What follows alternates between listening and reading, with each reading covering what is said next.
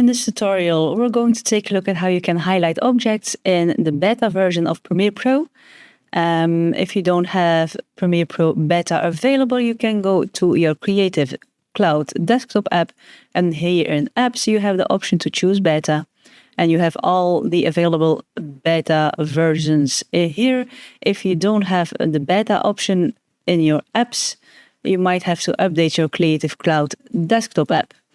When you have the beta version of Premiere Pro installed, just go to the part where you want to start the highlight and then press Ctrl-Command-K or use C to activate the razor tool and make the cut yourself. Select the part of your clip where you want to highlight an object, and then we're going to use this object mask tool and select the object we want to highlight, like that.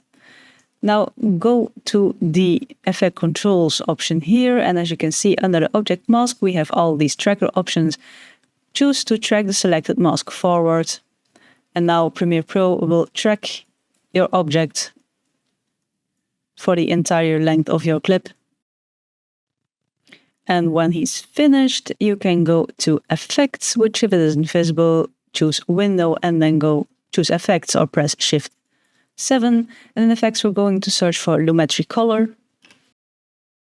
and drag that one onto the part of the clip where we want to create a highlight. Then go to Effect Controls, and here in Lumetri Color, first we're going to choose Inverted and then open Basic Correction. And in Basic Correction, we're going to lower our exposure as much as needed for your clip. I think something like this is okay. I'm just going to click here so we can see what we're doing better. And then in the Lumetri Color also, we're going to increase our feather, like that. And you can also play around with the expansion to make it even more visible.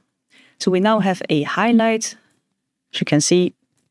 If you want to have a transition from the non-highlighted part to the highlighted part, you can go to Effects and then here search for Cross Dissolve, for example.